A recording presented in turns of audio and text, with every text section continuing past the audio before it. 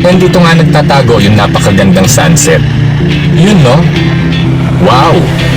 Sulitin na natin yung napakagandang sunset dito guys. Woo! Sarap maligo. And halos bumabaon talaga yung paa natin sa sobrang lambot ng buhangin. Wow! And yung alon dito, di tayo bebebihon nito. Tignan nyo. Yan, biglang lalim dito. Kaya di tayo makalayo. Pero swabe. Ang sarap ng tubig guys. 1 kilo po. 1 kilo? Opo, 1 kilo po, sir. Ilang piraso yan? Yan, sir. Yan 1 kilo? Sir. Saka sir, yung tibig nila, sir. Laman. Sir. Sir. Ay, sir, orange na orange. Kita naman, sir, sa camera, sir. Diba, sir? And talagang gustong-gusto ko nga yung setup dito sa taas. Peaceful, napakatahimik, very relaxing itong resort na napuntahan natin. Wow! And nandito nga tayo sa bayan ng Kabanggan sa lalawigan ng Zambales. Pero sa kabila ng almost perfect na spot, parang may hinahanap pa din tayo guys. Kahit nandito na yung iba't ibang mga inumin, mga pampaputok-batok, at mga nagsasarapang pagkain. Wow! Pero tila, may kulang pa din. Kaya mukha tayong lungkot na lungkot, bagot na bagot. Hinahanap kasi ng katawan natin yung kakaibang adventure. And para ma-explore na nga rin natin ang tunay na ganda ng Kabanggan, pinuwi na natin ang pag-iwan sa ating comfort zone para maghanap ng mas tunay na aksyon. Wow! Hindi nga tayo nabigo dahil binigay na ni Lord ang inaasam-asam natin. Going to Dapia sana kami guys. Kaya lang eto, medyo nabalahaw kami dito sa Sitio Maporac. Yung tipong wala na talaga tayong mahihingian ng tulong dito. So, paano? Call a friend na nga lang ba? Or end of the story na to? Walang tao. Ako po. Ang husay naman palang kumamot. Kaya't samahan nyo kami sa isa na namang makulay na pagtuklas sa kabilang anyo ng Kabanggan. Grabeng adventure to. Bang classic. Kaya't fasten your seatbelt na dahil kahit saan pa yan, siguradong di natin uurungan. Wow! Walang tubig sa Dapia. Mag-aagbubutilya tayo guys and yan no, naligo tayo ng buhangin. Taga dito ka talaga, kuya. Ha? Sakto-sakto lang yung dala namin pera eh. Nabalahaw kasi kami doon. Nagbayad kami nung binigyan namin yung yung tumulong sa amin. Wala naman kami mga dalang wallet dahil na to. Hindi ko nga alam paano ka namin babayaran basta sumakay lang kami. Dito lang ang pinakamasayang Kabanggan experience ko. I love you Kabanggan! Woo!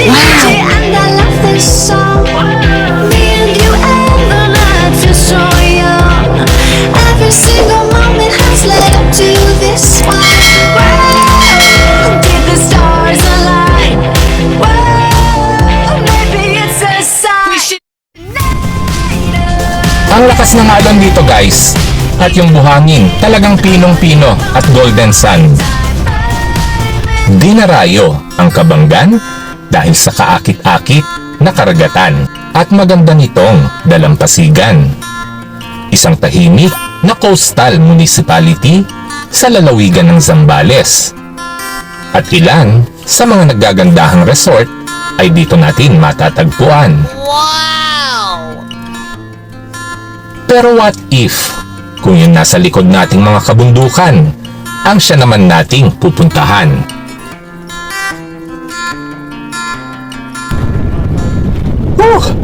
Ang ganda pala ng mga kabundukan dito. Ito yung Mount Mariglem, I think. Mga kabundukang matatagpuan dito sa Sitio Maporac.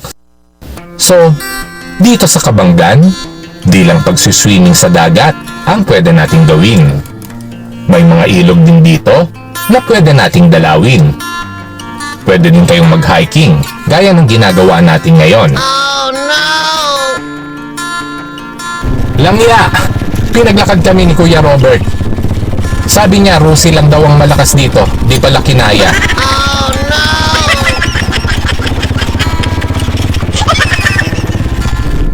177 kilometers from Manila, mararating natin ang magandang bayan ng Kabanggan.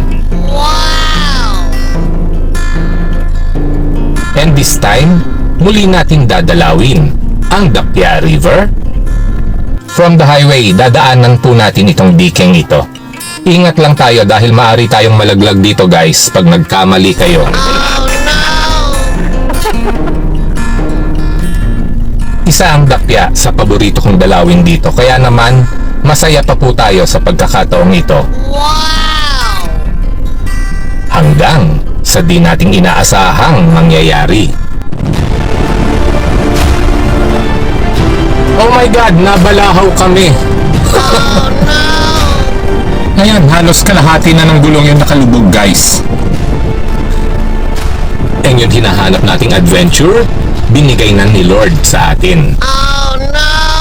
Sa sobrang excitement din na natin napansin, malambot pala yung buhangin dito oh. Niligaw din kasi tayo ni Google Maps.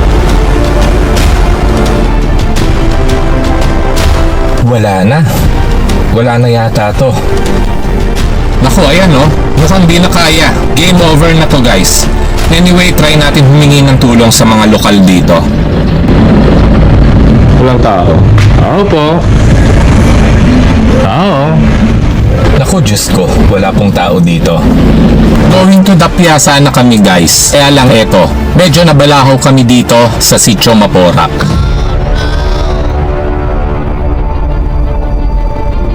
Ayan, may tumutulong ngayon sa atin dito. Ang lalim-lalim pala ng buhangin dito guys.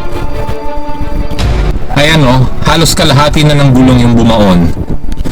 So kailangan na talaga nating palahin yan. At kailangan na din natin i-jack dito guys.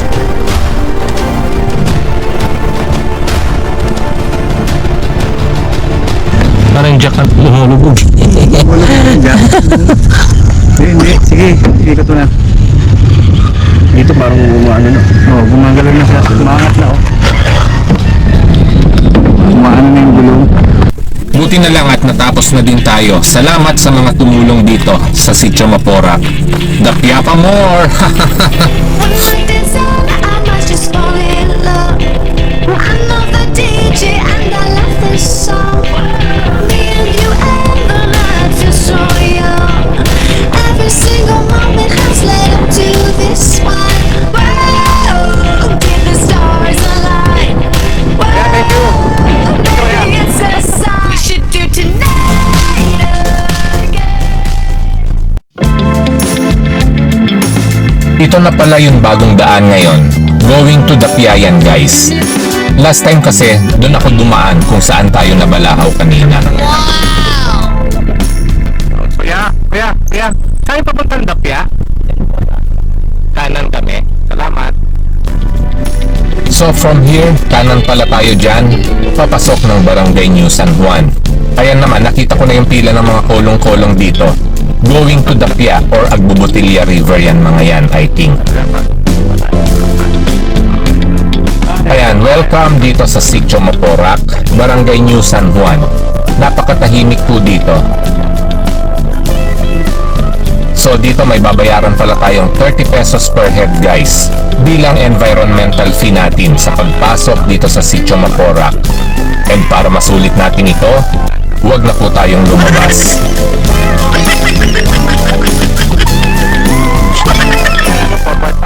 4x2 lang itong gamit namin. Mas malalim to, mas mabato doon, di ba? Magkano? Agbubutilya? Ilang minutes yun? Ilang minutes yung agbubutilya mo? Mas maganda ba doon? Agbubutilya. Saan naiiwan to? Pasabal-abal. And dito palang inaalok na tayo ni Kuya mag-Agbubutilya River. Anyway, mas malapit talaga yung Dapya, kaya silipin muna natin guys.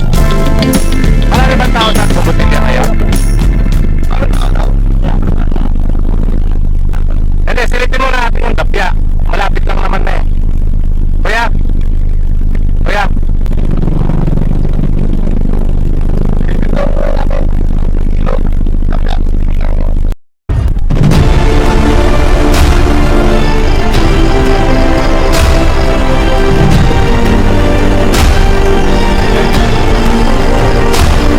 And after nga ng low water level warning ni Kuya at ng matinding balahaw na inabot natin sa Sitio Maporac, nandito na nga po tayo.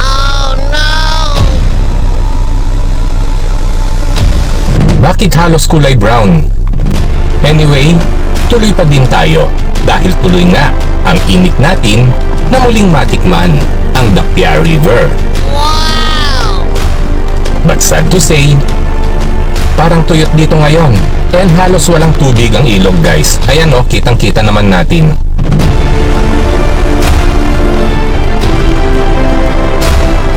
Sus Mariosep, teka silipin ko banda doon. Naku, tama nga si Kuya, walang katao-tao dito ngayon. Natuyot ng husto yung ilog guys, and puro bato dito dahil na din sa tindi ng summer, naubos yung tubig. Medyo nakakatakot din yung vibes dito ngayon. Ayan no, dito lang halos may tubig, pero super babaw. Hanggang sakong ko lang yata yan. Paano naman tayo gaganahang maligo dyan? Medyo malumot na, mukhang puro ihi pa guys. So siguro, di ko muna recommended ang pagpunta dito hanggat di pa nakakabawi sa tag-ulan. Dahil di din natin ma-enjoy. Anyway, at least nakita na natin. Ito po ang kondisyon ngayon guys, dito sa mahal nating Dapia. And sa awa ng Diyos, muli naman namin binalikan si Kuya para patusin na ang alok niyang pagbubutilya. Doon naman natin susubukan ang swerte natin guys. Walang tubig sa Dapia. Mag-aagbubutilya tayo guys and yan no, naligo tayo ng buhangin. Yan, naligo tayo ng buhangin dahil doon sa pagkakabalahaw natin doon and wala pong tubig sa Dapia ngayon. So ayan yung mga nagagandahang kabundukan no, dito sa Kabanggan. And nandun yung Dapia River na pinuntahan natin, kaya lang walang tubig. So, tatry natin for the first time yung agbubutilya. Ito ang arko ng Sitio Maporac, ang nagsisilbing jump off point natin going to agbubutilya. And si Kuya, patuloy ang pagbuladas sa mga bisita. Kulay green nga, malumot. Ang daming riders ngayon dito. Dito naman tayo magpa-park guys para sumakay na ng kolong-kolong.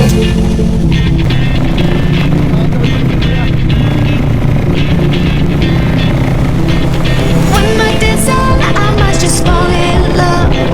I know the DJ and I love this song. 200 pesos po per head ang bayad dito ha, pagbalikan kayo. Kaya ingat kayo sa buladas ni Kuya sa gate. Ay, 100 Kuya, one way lang ba yun? Pagbalikan. Ha? Mataas ba yun? Sabi mo 100. Bakit lang siya rin? 100. Pero pwede sa ano na, Quincenas na. The stars align. Whoa, baby, it's a sign. We should do tonight again. Even Bolero talaga si Kuya, sabi niya 15 minutes. Naku, naloko na. Bolero talaga. Sabi niya 15 minutes, 100. Oo. Ito pang isa, FYI lang ha, 30 minutes ng matagtag na biyahe going to Agbubutilya guys. Hindi po 15 minutes. the stars align. Whoa, baby, it's a sign. We should do Anyway, napakatahimik naman dito. Damang-dama po natin yung katahimikan ng community nila. Napakainit nga lang. Nilalakad din ng mga turista to. Oo.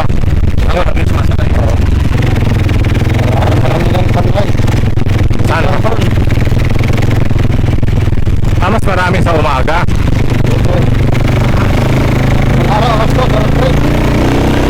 Alas 3? And ayon kay Kuya Robert, as early as 2 a.m., may mga turista nang nagha-hiking dito to catch the beautiful sunrise. May pira din ba doon ang tricycle Kuya? So hindi mo kami antayin? Antayin mo kami? Reserve na to. Even in another lifetime, baby. And let's do tonight again. Yan.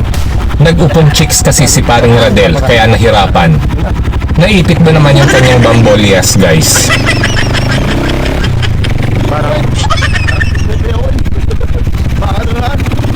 Parang open chicks kasi yung ginawa niya, open chicks, no?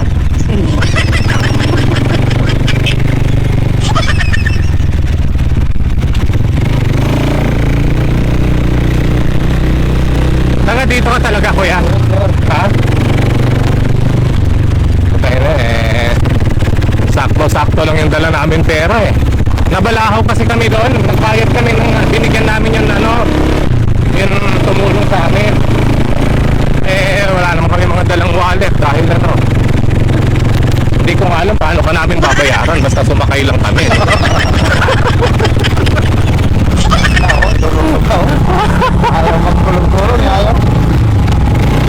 Madami din sumusugal ng trail dito. Sayang naman yung motor nyo. If I were you, magkolong-kolong na din kayo. And bahala na si Lord sa pambayad nyo.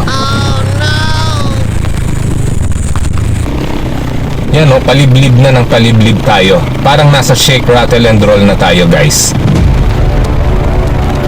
And yan, papasok tayo ngayon sa isang private property.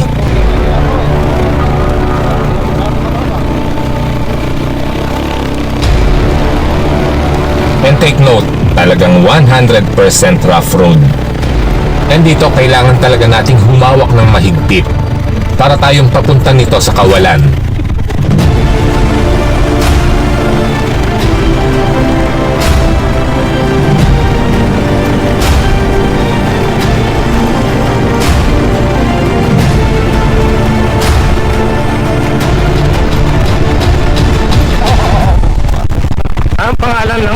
Ang pangalan ng mayor nyo rito.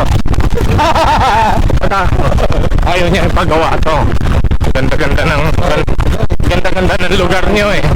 Eh nalaman nga din natin kay Kuya Robert na di pala sakop ng local government ang kalsada dito.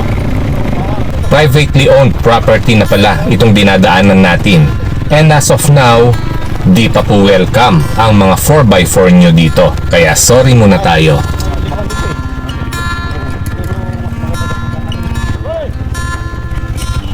Hindi, maganda rin baliguan dyan.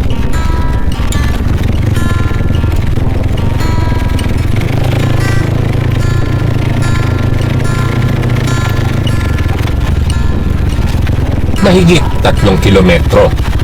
Liblib kung liblib, tagtag kung tagtag. Mga walang humpay na ahunan. Yan, kawawa tuloy yung motor ni Kuya. Pilit na lumalaban. Itong walang katapusan at napakalawak na manggahan. At yung mga tanawin ng naggagandahang kabundukan. Yan ang kailangan nating lagpasan upang ating maranasan ang sikretong paraiso ng Agbubutilya.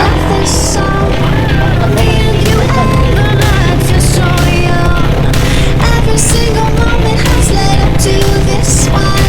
Whoa, did the stars align? Whoa, baby, it's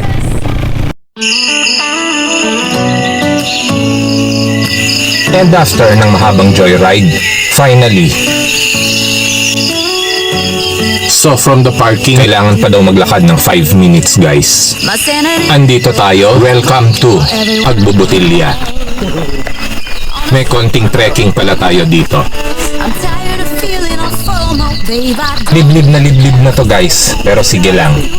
And ito, may river crossing pa. Dito pa lang, panalo na. Woo! Ang lamig ng tubig. Inside, but there's not a cloud in your blue eyes. When need I drink, I'll be the bartender. I got a fifth of Patron and a blender. Baby, slipping on a swimsuit is overrated. Sabi nga mas masarap matulog sa air-condition na kwarto kaysa kung ano-anong pinaggagawa natin guys. Nag-a-adventure tayo, yan, may kasama pang hiking. 5 minutes. Pero kung ganitong kagandang paraiso naman makikita natin, oh my God. Welcome sa paraisong itinatago ng Kabanggan. And welcome sa Agbubutilya River.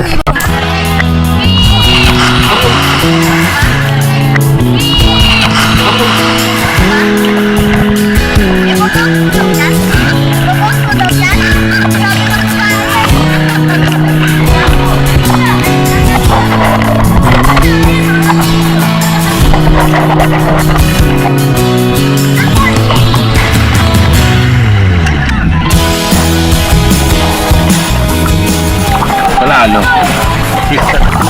Kilala ang Agbubutilya dahil sa malinaw at kulay emerald o jade green nitong tubig, lalo na sa malalim nitong bahagi. Malalim na dito sa part na to. Dito tumatalon yung mga lokal.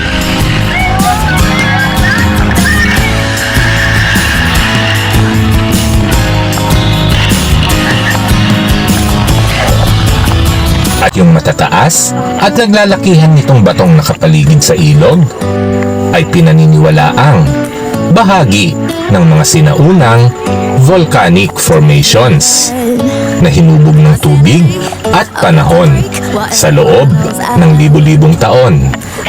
Pag may tinapay ka, pero nasa may palaman. Daming isda. Pag may tinapay tayo, pwede nang ipalaman to, guys. Sa puso ng kabundukan ng Kabanggan, matatagpuan itong napakagandang ilog. Isang likas na kayamanang hinubog ng panahon. Talagang nature, no? Lalaking bato, magandang kabundukan, ang magandang ilog, Panalo. Binantayan ng mga bundok at patuloy na nagbibigay ng kakaibang karanasan at sinusulit nito ang ating bawat hakbang sa sinumang naghahanap ng tunay na adventure. Ito ang Agbubutilya River. Paradise is wherever we make it. Paradise is wherever we make it. Paradise is wherever we make it.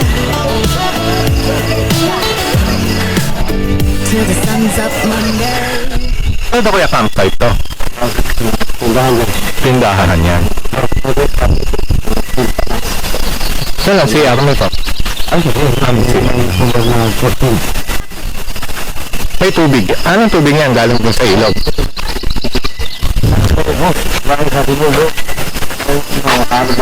And para naman sa mga campers and adventure seekers, meron palang malapit na campsite dito.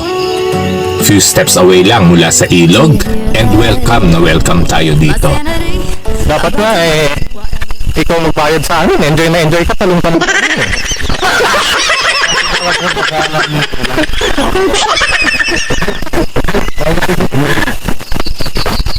Dapat si Kuya Robert singilin natin.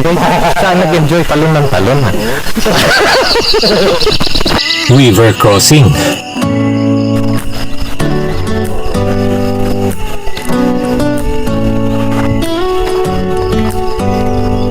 Do you hear that?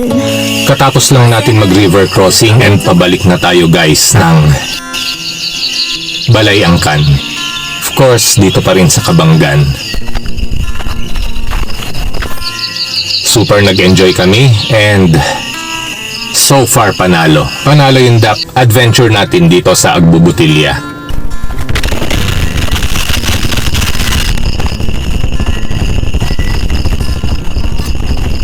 Hanggang ngayon, isang malaking palaisipan pa din sa akin kung bakit tinawag na Agbubutilya River ang lugar na ito.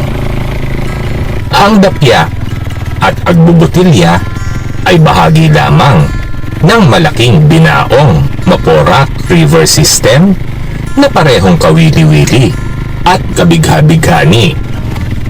Kaya't ang tiyak ko, At sigurado ako, ang ganda ng lugar na ito ay hindi na pala isipan o isang misteryo sa sinumang makakarating dito.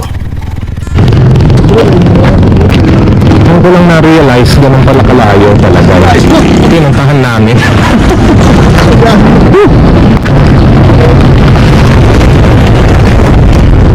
Shout out kay Kuya Robert. Ulit yung tour guide niya, guys. Nabigbig na husto yung tulong-tulong ni Kuya Robert. Rusi yan eh. Rusi. Ito, tandaan niyo to. Yan ay nagmarigil. Number 8 sa Balutak. Mount Mariglen. Official ka ba dito, Kuya? Yan. Official ka, kagawad? Mga kalawit bravo. Alam ko, magkakatotoo na yung sabi ko sa'yo, sa Quincenas na yung bayad. Ha? Thank you, thank you. Bakit naman ako? Madali daw yan sa pizza.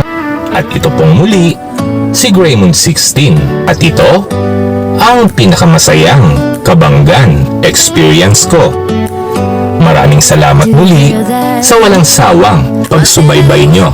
About to break while everyone I know's out.